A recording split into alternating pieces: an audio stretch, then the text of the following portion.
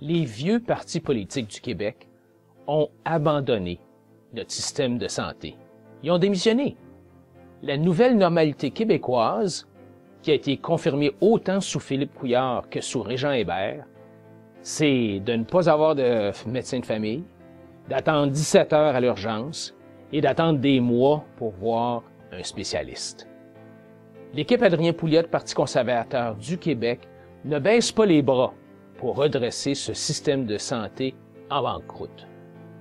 Mais, pour y arriver, ça prend des nouvelles solutions, pas les vieilles solutions du passé. Saviez-vous que la majorité des Québécois croient depuis des années et des années que plus de privés en santé leur permettrait d'avoir de meilleurs soins de santé pour eux et pour leur famille? Mon parti le croit aussi. Ça ne veut pas dire qu'on abandonne l'universalité et le système public. Le gouvernement va continuer de payer pour les soins. Et ce n'est pas l'épaisseur de votre portefeuille qui va décider si vous avez des soins ou non.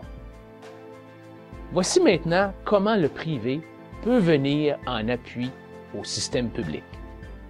D'abord, on permet l'ouverture d'hôpitaux privés. Les médecins qui travaillent dans le système public pourront travailler dans le système privé, mais seulement une fois qu'ils auront fait un certain nombre minimum d'heures par semaine dans le système public. Le but ici est de ne pas drainer le système public.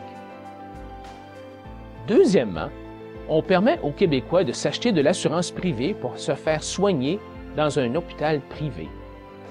Ceci mettra les soins privés à la portée de toute la classe moyenne du Québec et de leurs familles, et ça va désengorger le système public. Troisièmement, nous allons rémunérer les hôpitaux publics de façon différente. Actuellement, les hôpitaux reçoivent une rémunération basée sur l'année précédente.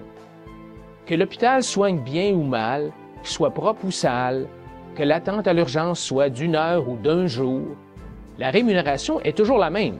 Alors, c'est sûr que ça ne récompense pas la productivité ou la qualité des soins ou la satisfaction de la clientèle.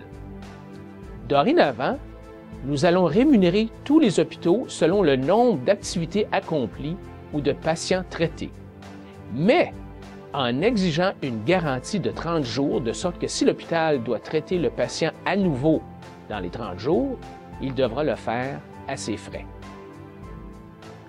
Cette nouvelle approche va pousser les hôpitaux à traiter les patients comme des clients. Les hôpitaux qui traitent plus de patients seront récompensés avec plus de revenus.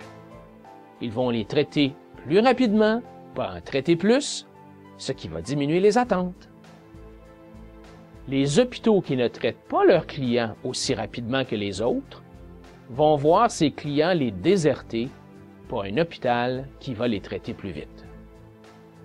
Là, je ne réinvente pas la roue, là. Le système dont je parle, ça existe en Australie, en Autriche, en Belgique, en République tchèque, au Danemark, en Allemagne, en Hongrie, en Italie, au Japon, en Nouvelle-Zélande, en Norvège, en Suède et en Suisse. Et ça marche.